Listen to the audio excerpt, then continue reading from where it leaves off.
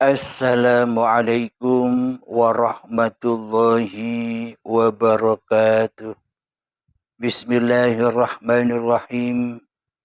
Ashhadu an la ilaha illallah wa ashhadu anna Muhammadur Rasulullah. Allahumma salli ala sayyidina Muhammad wa ala ali sayyidina Muhammad. Rabbis rahli sadri wa yassirli amri wahlul 'uqdatam min lisani yafqahu qawli. Amin. Bismillahirrahmanirrahim. Salam rinduku buat para sahabat jamaah Uripi Allah dimanapun Anda berada. Semoga kita semua selalu di dalam syafaatnya Allah, selalu di dalam pertolongannya Allah. Amin ya rabbal alamin. Alhamdulillahirabbil alamin. Di subuh yang indah ini, sebelum kita mulai kajian ini, marilah kita menggemahkan kalimat thayyibah. Subhanallah walhamdulillah wa la ilaha illallah wallahu akbar wa la hawla wa la quwwata illa billahil aliyyil azim. Alhamdulillahirabbil alamin. Tema pagi ini kami beri judul Bertemu Muhammad Rasulullah. Selama ini kita mengira berkumpul, bertemu, menjadi golongan Kanjeng Nabi Muhammad sallallahu alaihi wasallam. Pengharapan kita, keinginan kita untuk menjadi golongan Muhammad Rasulullah itu bersandar kepada esok atau nanti. Banyak doa-doa, banyak harapan-harapan kaum muslimin. Ya Allah, kumpulkanlah aku dengan Nabi Muhammad besok. Ya Allah, pertemukanlah aku dengan Kanjeng Nabi Muhammad besok. Ya Allah, semoga Nabi Muhammad melimpahkan syafaatnya pada kami. Semua itu salah alamat. Semua itu salah tujuan. Dan semua itu salah sangka. Salah memahami di dalam akidah dan beriman. Salah praktek di dalam kehidupan ini. Jadi maknanya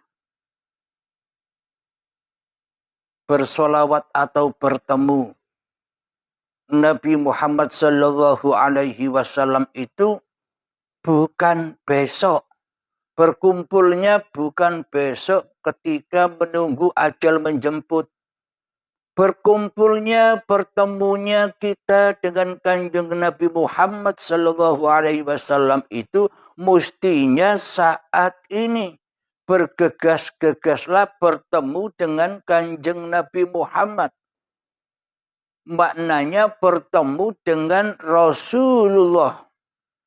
Jadi ini babakan hati, bukan babakan syariatnya. Karena kita selama ini hanya beriman dan berakidah hanya kepada badan. Hanya kepada wayang. Hanya kepada zahir. Hanya kepada syariat. Hanya kepada sosok badannya Kanjeng Nabi Muhammad sallallahu alaihi wasallam saja sebagai penyelamat seluruh manusia. Jadi meskipun Kanjeng Nabi Muhammad itu penyelamat seluruh manusia, bagi kita yang tidak mau diselamatkan, maknanya bagi kita bila tidak mencontoh secara plek, secara persis, secara sinkron iman yang dimiliki oleh junjungan kita Nabi besar Muhammad sallallahu alaihi wasallam, iman dan akidahnya kepada Allah bila tidak sama dengan imannya Kanjeng Nabi Muhammad, maka selamanya hanyalah angan-angan wae. Hanya bayang-bayang saja, berharap-harap yang kosong. Alhamdulillahirabbil alamin. Makna dari mendapatkan syafaat dari Kanjeng Nabi Muhammad itu yang bagaimana? Makna mendapatkan pertolongan dari Kanjeng Nabi Muhammad itu yang mana? Makna itu semua yaitu kita wajib iman dan takwa dulu kepada siapa yang merahasiai Kanjeng Nabi Muhammad. Kita harus beriman dan bertakwa dahulu kepada siapa yang menghidupi Kanjeng Nabi Muhammad. Kita wajib berakidah dan beriman serta bertakwa bertemu dengan siapa yang menggerakkan, yang menciptakan Kanjeng Nabi Muhammad. Yakni itulah iman yang sebenar-benarnya iman, yang sinkron dengan iman dan akidahnya di dalam hatinya Kanjeng Nabi Muhammad sallallahu alaihi wasallam. Yakni Muhammad Rasulullah hanyalah utusan Allah, hanyalah pesuruh Allah, hanyalah Rasulullah, hanyalah Khalifatullah. Maka bila iman kita seperti demikian, maka saat itu juga kita bertemu langsung dengan Kanjeng Nabi Muhammad. Maknanya bukan bertemu secara dohir, karena iman itu ada di hati, bukan ada di dohir. Maknanya secara hati kita sudah bertemu langsung dengan junjungan kita Nabi besar Muhammad sallallahu alaihi wasallam, karena kita mengikuti jejaknya menjadi Rasulullah, menjadi utusan Allah, menjadi pesuruh Allah, menjadi Khalifatullah. Karena kita sudah kembali kepada Allah, karena kita sudah bertakwa kepada Allah, dan karena kita sudah tak berkuasa lagi atas hidup dan badan ini, maka itulah yang dikatakan syahadat. Asyhadu an la ilaha illallah wa asyhadu anna Muhammad Rasulullah. Jadi saya bersaksi bahwa tiada Tuhan selain Allah dan Muhammad adalah utusan Allah. Jadi yang bersyahadat begini itu sebenarnya bukan Muhammadnya. Jadi yang bersyahadat demikian sebenarnya bukan kita manusianya. Jadi makna hakikat bersyahadat itu adalah Allah lah asyahid, yang menyaksikan zatnya sendiri dan yang menyaksikan apapun yang diciptakannya. Bila diri manusia sudah kembali kepada alam ketiadaan, bila diri manusia sudah kembali ke alam kegoibannya, bila diri manusia sudah tak menjadi Tuhan lagi, itulah yang disebut syahadat. Bukan manusianya yang bersyahadat, uripe Allah lah yang menyaksikan diri zatnya dan yang menyaksikan apapun yang diwujudkannya. Alhamdulillahirabbil alamin. Jadi selama kita belum berjumpa langsung dengan Muhammad Rasulullah, maka selamanya hati kita, iman kita, akidah kita pasti jahiliyah. Menjahili Allah, menjahili wujudullah, menjahili hayatullah, menjahili uripe Allah, menjahili kekuasaan Allah. Semua serba dijahili oleh hawa nafsu kita sendiri selama ini, yang berposisi sebagai Tuhan daripada berposisi sebagai Muhammad Rasulullah di dalam hati kita selama ini. Jadi bila kita belum ketemu dengan Muhammad Rasulullah saat ini, maka takkan pernah ada syafaat di kemudian hari. Karena syafaat itu bukan milik Muhammad Rasulullah. Syafaat itu, pertolongan itu hanyalah milik uripe Allah yang ada, yang menghidupi di dalam jasad Kanjeng Nabi Muhammad sallallahu alaihi wasallam dahulu. Maka bila kita ingin mendapatkan syafaat, ingin mendapatkan pertolongan Allah, ya pulanglah, rojiunkanlah hati kita kepada Allah. Kembalikan hidup, kembalikan urip, bahwa urip iki adalah uripe Allah. Itulah pertolongan Allah. Jika kita tidak kembali kepada Allah, maka jangan harap mendapatkan syafaat, mendapatkan pertolongan dari Allah. Bukan jasad ini yang bisa menolong, tapi uripe Allah lah yang bisa menolong. Bukan Muhammad bin Abdullah yang bisa menolong, tapi uripe Allah yang ada pada Kanjeng Nabi Muhammad bin Abdullah itulah yang menolong. Jadi bila kita belum bertemu Muhammad Rasulullah, bukan Muhammad Rasulullah bin Abdullah yang di Mekah sana, Muhammad Rasulullah, kita menyadari bahwa diri kita ini hanyalah makhluk yang diciptakan. Kita menyadari bahwa diri kita ini hanyalah makhluk yang diperankan. Kita menyadari bahwa diri kita ini hanyalah makhluk yang diperjalankan. Inilah kesadaran yang seperti inilah bertemu langsung dengan Rasulullah. Apa yang berlaku pada diri Kanjeng Nabi Muhammad sallallahu alaihi wasallam saat Kanjeng Nabi Muhammad masih hidup. Inilah maksudnya mendapatkan syafaat dan pertolongan dari Allah bila hati kita sudah kembali roji'un kepada Allah. Kapan?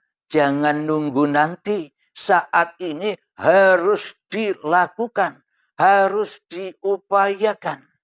Jika nunggu nanti, jaga daluarsa. Alhamdulillahirabbil alamin.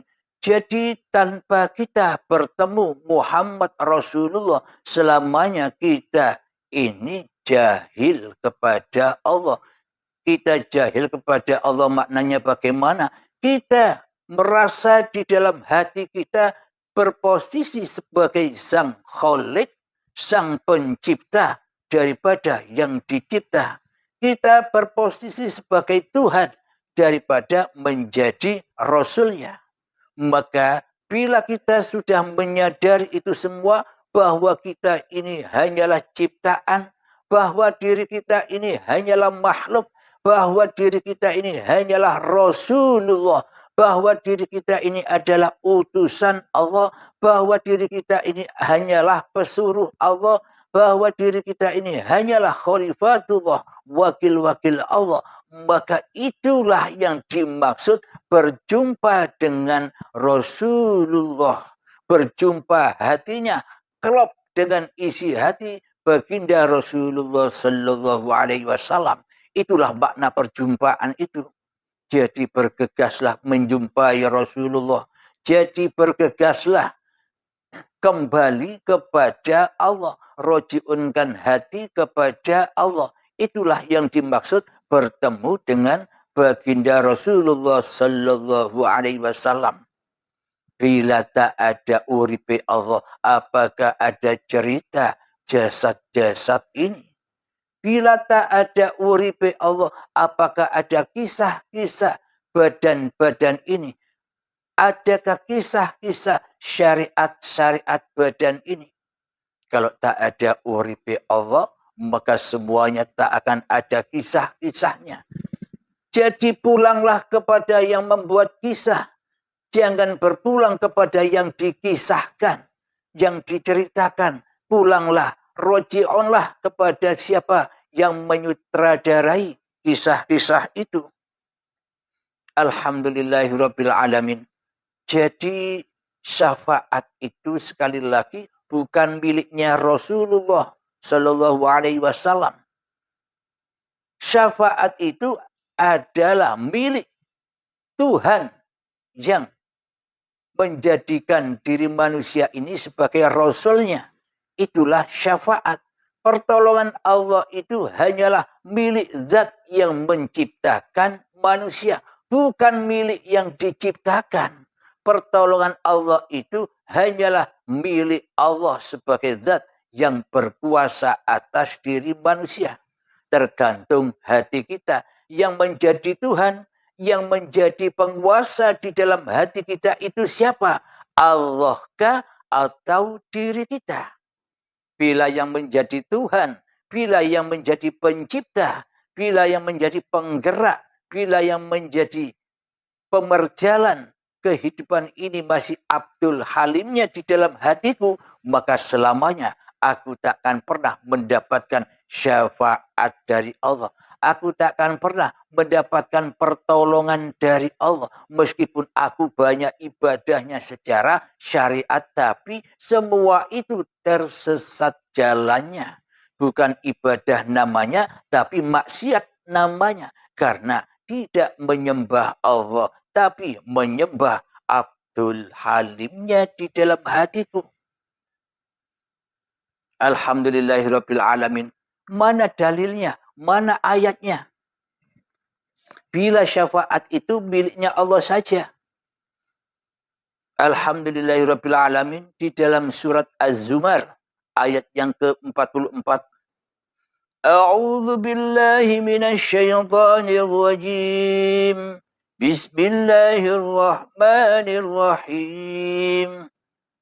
Qul lillahi syafa'atu jami'a lahu mulkus samawati wal ard thumma ilaihi turja'un. Yang artinya, katakan pertolongan itu hanya milik Allah semuanya. Dia memiliki kerajaan langit dan bumi. Kemudian kepadanya kamu dikembalikan. Shadaqallahul azim. Jelas sudah. Pertolongan atau syafaat itu hanyalah milik uripe Allah. Bagi manusia yang belum kembali kepada uripe Allah, masih ngaku-ngaku bahwa urip iki uripe manungsane, maka selamanya takkan pernah mendapatkan syafaatullah dan mendapatkan pertolongan Allah. Kenapa kok tidak mendapatkan syafaat dan pertolongan dari Allah? Karena Abdul Halim ini masih memilih menjadi Tuhan di dalam hatinya daripada memilih menjadi Rasulullah. Karena itulah Abdul Halim tak mendapatkan pertolongan dari Allah. Karena itulah Abdul Halim tak mendapatkan syafaat dari Allah. Karena Abdul Halim telah syirik. Abdul Halim telah mensekutukan Allah di dalam hatinya dengan Abdul Halimnya. Jadi wajiblah bagi kita semua, wahai manusia, temuilah Nabi Muhammad sallallahu alaihi wasallam yang sudah ada di dalam dirimu. Nabi Muhammad yang sudah dicontohkan itu adalah contoh-contoh dirimu sendiri. Jadi bagaimana kita mengaplikasikan seperti contohnya. Ibarat Allah telah memberikan contoh kepada budi Rasulullah Sallallahu Alaihi Wasallam Tinggal kita mempraktekkan apakah hati kita ini seperti Rasulullah ataukah seperti kafirin.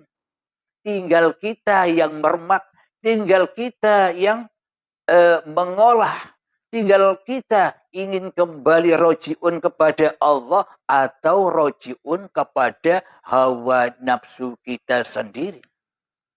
Inilah bukti bahwa kita wajib ketemu Rasulullah sekarang juga. Bila tidak, kita akan tergolong dengan kaum jahiliyah. Kita tergolong dengan Raja Fir'aun, Raja Namrud. Kita tergolong orang-orang yang sesat. Bila kita tidak bertemu Kanjeng Nabi Muhammad Sallallahu Alaihi Wasallam saat ini, jangan kedahuluan ajal untuk bertemu Kanjeng Nabi Muhammad, guna untuk meraih syafaat Allah, guna untuk meraih pertolongan Allah, yakni wajib manusianya kembali kepada Allah dulu, baru ada syafaat, baru ada pertolongan. Bila manusianya masih jadi Tuhan-Tuhan sendiri-sendiri di dalam hatinya, ya bukan pertolongan yang didapat, akan tetapi azab dan siksa yang pedihlah yang didapatkan. Kapan? Ya saat itu juga. Tidak menunggu besok-besokan. Besok-besokan itu palsu. Besok-besokan itu kepalsuan-kepalsuan. Hawa nafsu saja. Kita mengharap semua kejadian-kejadian alam-alam itu, alam kubur, siksa kubur, hari kiamat, hari akhirat, hari kebangkitan, hari timbangan, hari wajiratul mustaqim, surga dan neraka, itu bukan besok. Tapi saat ini sudah berlaku. Kita selama ini dibohongi oleh hawa nafsu kita sendiri. Hawa nafsu kita sendiri ini selalu membohongi, mengentengkan, merendahkan. Seolah-olah semua itu terjadinya nanti karena hawa nafsu, karena Abdul Halim masih cinta menjadi sang Khalik di hatinya daripada cinta menjadi Muhammad Rasulullah. Karena hawa nafsu masih berkeinginan terus-menerus menjadi Tuhan di dalamnya daripada kembali kepada Tuhannya, maka ia dibohongi terus. Besok alam-alam itu besok setelah mati. Alam kematian ya setelah matinya badan. Siksa kubur ya setelah matinya badan. Hari kiamat ya setelah matinya badan. Hari kebangkitan ya setelah matinya badan. Hari akhirat ya setelah matinya badan. Wajiratul mustaqim ya setelah matinya badan. Hari hisab ya setelah matinya badan.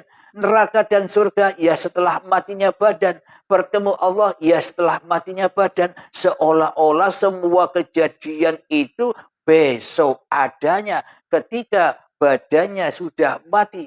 Itulah tanda-tanda iblis setan serta hawa nafsu akan menyesatkan kematian kita. Akan menyesatkan perjalanan kita agar kita tidak sempat bertaubat, agar kita tidak sempat roji'un kepada Allah saat kita hidup ini. Karena didoktrin di dalam hati kita semua kejadian itu adalah besok. Itu kan kata hawa nafsu, itu kan kata manusianya, bukan kata Allah. Tapi kata Allah, semua itu sudah terjadi saat ini. Contoh, nerakanya Allah berbahan bakar, badan-badan manusia, dan hati yang keras melebihi kerasnya batu. Itulah nerakanya Allah. Bukan neraka jahanamnya manusia yang dikira besok adanya. Bukan nerakanya hawa nafsu yang dihembus-hembuskan hawa nafsu yang adanya besok. Jadi neraka jahanamnya Allah itu sudah ada sekarang. Ketika badan-badan ini ada dan ketika hati kita syirik kepada Allah. Dan ketika hati kita mensekutukan Allah di dalam hati kita dengan diri kita sendiri. Itulah jahanam itu. Itulah siksa itu. Bukan besok. Semua sudah berlaku saat ini. Tinggal tergantung kita posisinya ada di mana. Semua tergantung imannya kepada Allah. Semuanya tergantung kembalinya hati kepada Allah. Bila hati kembali kepada manusianya, bila hati kembali kepada Abdul Halimnya yang berkuasa atas hidup dan badan ini, ya selamanya Abdul Halim ada di dalam neraka jahanamnya Allah, yang mana hatinya selalu mensekutukan Allah, yang mana hatinya Abdul Halim selalu tidak menjadi rasulnya Allah, hatinya Abdul Halim tidak menjadi utusan Allah, hatinya Abdul Halim tidak menjadi pesuruh Allah, hatinya Abdul Halim tidak menjadi wakil-wakil Allah. Akan tetapi praktek hati Abdul Halim selama ini hanyalah dirasuli oleh hawa nafsu Abdul Halim sendiri. Hanyalah diutus oleh hawa nafsu Abdul Halim sendiri. Hanyalah disuruh apapun tindak lakunya disuruh oleh Abdul Halimnya daripada disuruh Allah. Inilah jahanam itu. Inilah kesesatan itu. Jadi bukan besok.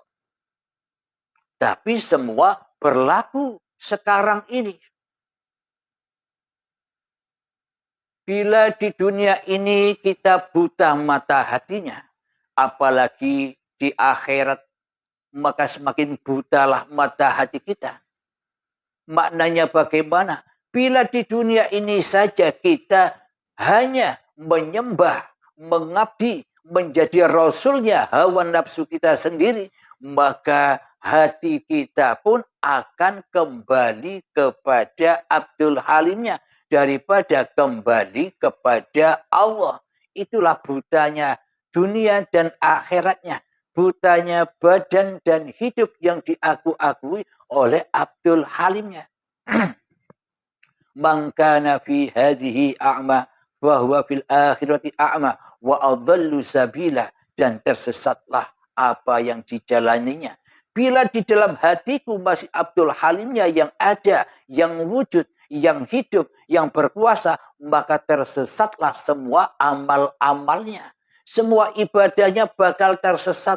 Semua sholat-sholatnya bakal tersesat, dilahap, dibakar di dalam hawa nafsunya Abdul Halim sendiri. Tidak sampai dipersembahkan kepada Tuhan yang mentuhani Abdul Halimnya, karena Abdul Halimnya belum berjumpa dengan Muhammad Rasulullah.